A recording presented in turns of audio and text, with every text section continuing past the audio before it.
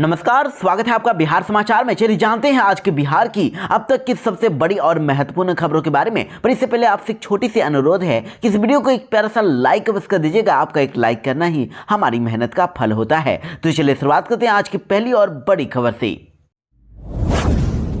बिहार में फिर से आएंगे प्रधानमंत्री नरेंद्र मोदी। लाखों सरकारी नौकरी और पटना एयरपोर्ट के नए टर्मिनल की देंगे सौगात।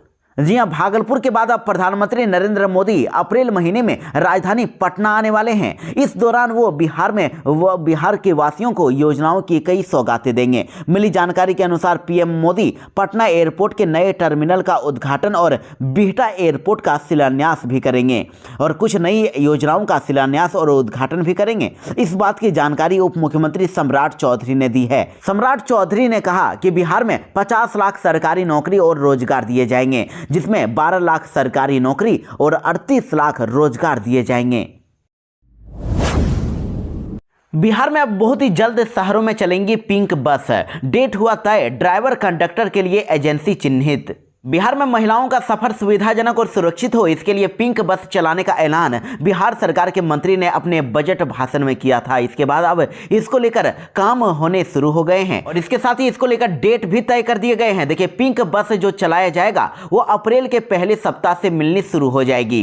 पहले चरण में पटना, मुजफ्फरपुर और भागलपुर में ये सेवा शुरू की जाएगी। इसके लिए 20 पिंक बस तैयार कर ली गई है और इसको 31 मार्च तक पटना लाया जाएगा। इसमें 10 बस पटना में और 5-5 बस भागलपुर और मुजफ्फरपुर में चलाई जाएगी। पिंक बस को चलाने के लिए परिवहन निगम की ओर से महिला ड्राइवर की खोज भी शुरू कर दी गई है और इसके लिए एजेंसी का चयन किया गया है और टोटल 20 ड्राइवर और 20 कंडक्टर को रखा जाएगा। इसके अलावा 10 ड्राइवर और रखी जाएंगी, जिससे किसी तरह की अगर कहीं दिक्कत होती है तो फिर ड्राइवर को रिप्लेस किया जा सकेगा।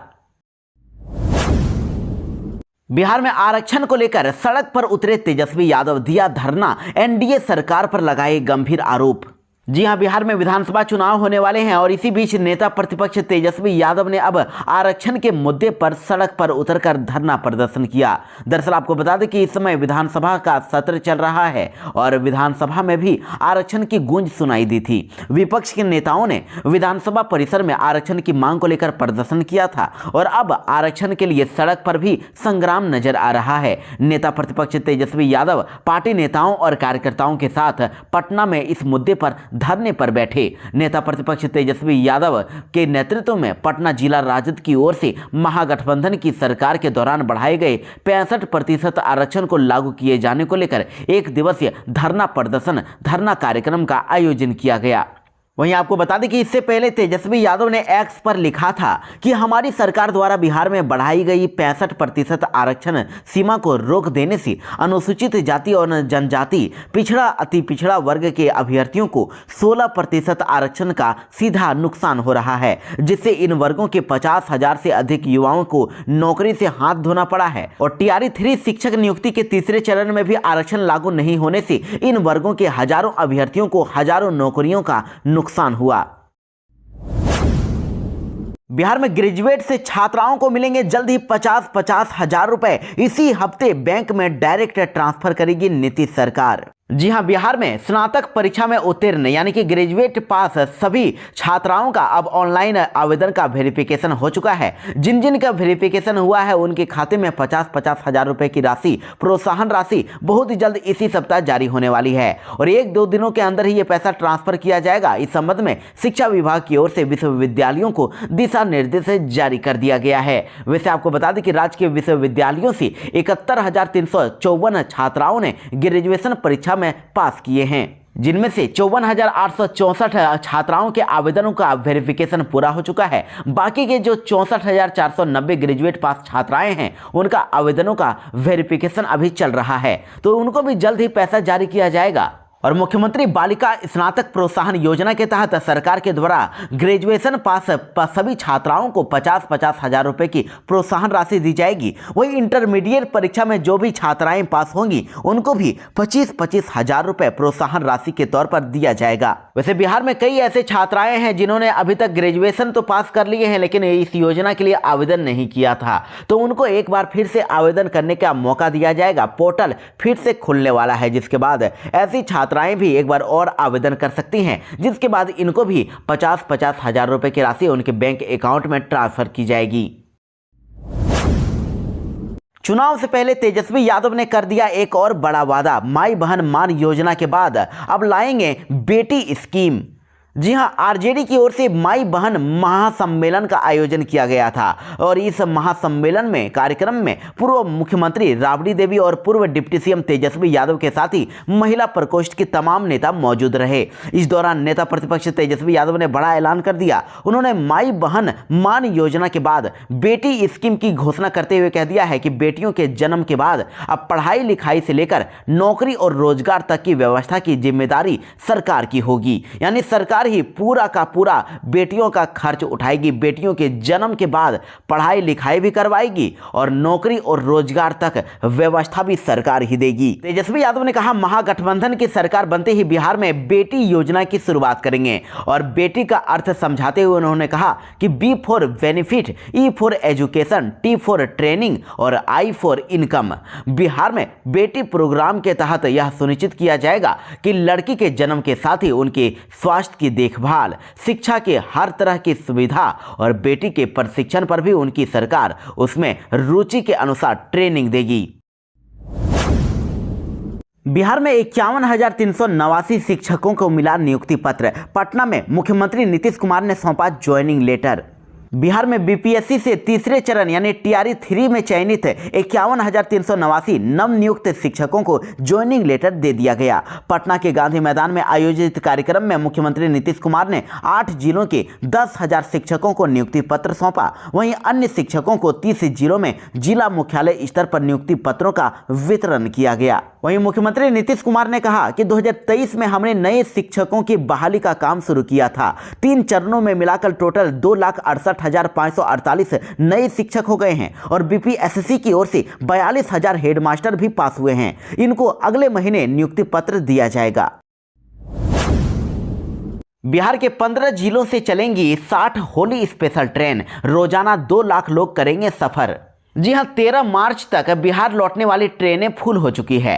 तो ऐसी सूरत में अब होली पर घर आने वाले लोगों के लिए, पैसेंजर्स के लिए अब रेलवे ने बड़ी सहूलियत दे दी है। देखिए, पटना, भागलपुर, मुजफ्फरपुर, गया, सीतामढ़ी, जोगबनी, जयनगर और सहरसा, दरभंगा सहित बिहार के 15 जिलों से देश के अलग अलग शहरों के लिए 60 होली स्पेशल ट्रेनें चलाई गई है। इसमें नई दिल्ली पटना वंदे भारत सहित 26 होली स्पेशल ट्रेनें पटना को मिली है और बिहार में 60 होली स्पेशल ट्रेन से करीब हर दिन 2 लाख से अधिक यात्री सफर कर सकेंगे। कैंसर मरीजों के लिए नीतीश सरकार ने दे दी एक और बड़ी खुशखबरी। इलाज को लेकर आया नया अपडेट। स्वास्थ्य मंत्री मंगल पांडे ने निःशुल्क ग्रामीण कैंसर जांच कार्यक्रम का लोकार्पण किया। इस दौरान उन्होंने कहा है कि बिहार में कैंसर के खिलाफ सख्त अभियान चलाने की जरूरत है, खासकर के ग्रामीण और सुदूर इलाकों में। और उन्होंने कहा कि अगर कैंसर की पहली या फिर दूसरी अवस्था में ही जांच कर ली जाए तो फिर इसका इलाज संभव है। बिहार में बदल जाएगा बिहार का ट्रैफिक सिस्टम।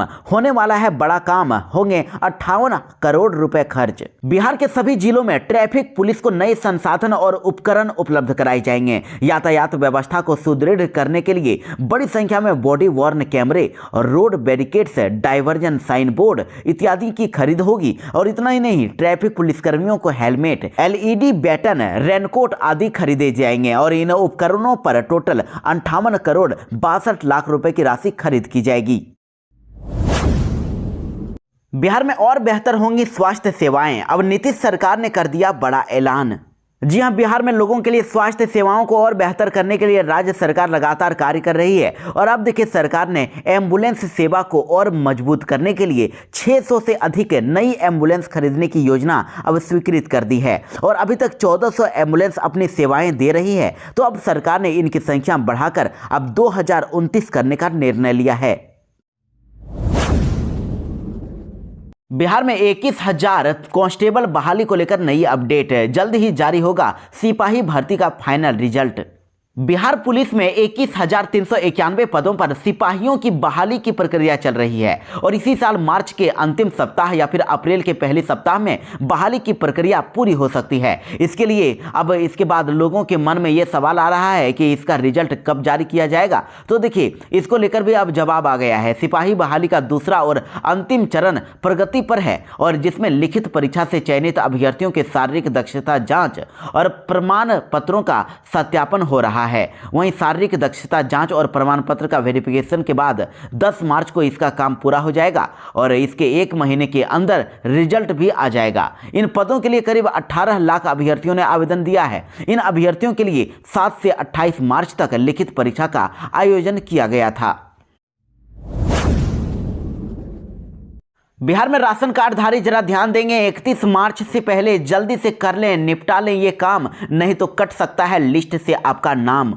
जी हां, बिहार में राशन लेने के लिए राशन कार्ड धारकों के लिए काफ़ी अच्छी काम की खबर है। देखिए, बिहार में अगर किसी ने अभी तक राशन कार्ड को ई-केवाईसी नहीं करवाया है तो जल्दी से जल्दी करवा लें। लास्ट डेट 31 मार्च तक है, उसके बाद डेट नहीं बढ़ाया जा सकेगा। इसके लिए अब हजारों लोगों ने अभी तक ई-केवाईसी नहीं करवाया है, इसीलिए जल्दी से जल्दी ई-केवाईसी करवा लें, नहीं तो आपका नाम राशन कार्ड से कट जाएगा और आपको जो राशन मिलता है वो भी मिलना बंद हो जाएगा। तो आपको बता दें कि ई-केवाईसी कराने के लिए सरकार ने 2 ऑप्शन आपको दिए हैं। एक प्रक्रिया ये है कि जन वितरण प्रणाली की दुकान पर जहां से आप राशन कार्ड लेते हैं वहां पर जाना है और हर एक को अपना फिंगरप्रिंट देकर ई-केवाईसी करवाना है। दूसरी प्रक्रिया ये है कि ई-केवाईसी ऐप से घर बैठे हुए भी आप ई-केवाईसी कर सकते हैं। घर बैठे आप ई-केवाईसी करने के लिए अपने मोबाइल में मेरा ई-केवाईसी ऐप को इंस्टॉल करें। इसमें आधार नंबर डालने पर आधार नंबर से जुड़े मोबाइल नंबर पर ओटीपी आएगा। ओटीपी डालने पर फेस रिकॉग्नाइजेशन यानी फेस डिटेक्ट होगा